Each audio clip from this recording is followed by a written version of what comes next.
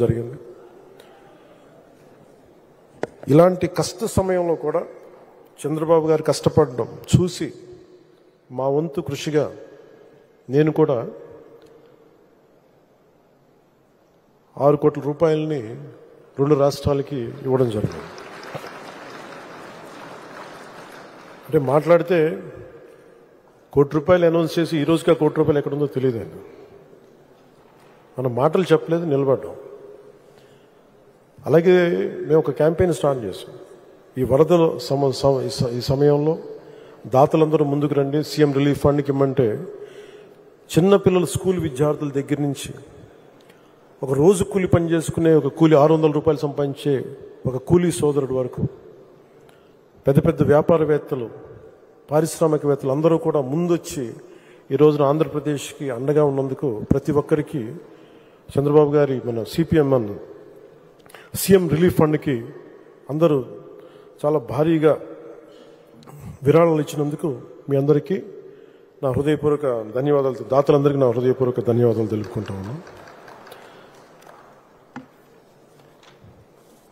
నాకు ఈ అవకాశాన్ని ఇచ్చిన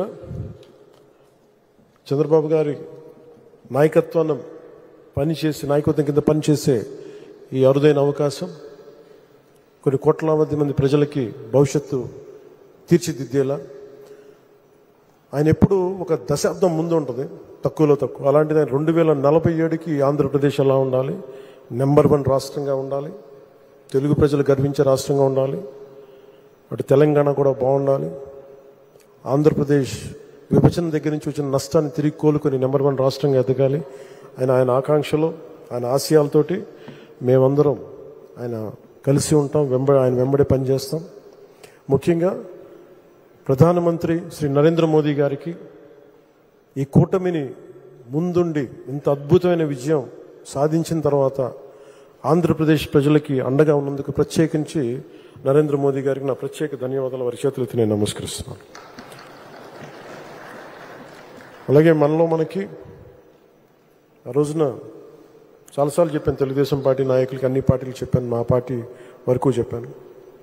మన ఎవరు వేరు కాదు, విభిన్నమైన పార్టీల నుంచి ఉండొచ్చు, కానీ మనందరిది ఒకటే ఆశయం, రాష్ట్రం చాలా అద్భుతంగా ఉండాలి, చంద్రబాబు గారి నాయకత్వంలో బలమైన అభివృద్ధి సాధించాలి. మనకి ఒక తల్లికి పుట్టిన 2 పిల్లలే ఒకలా ఉండరు. అలాంటిది 3 విభిన్నమైన పార్టీలు, కానీ ఆత్మ ఒకటే. సో భారతీయ జనతా పార్టీ,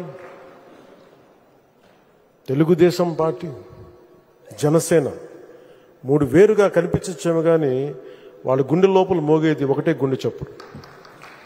జై హింద్.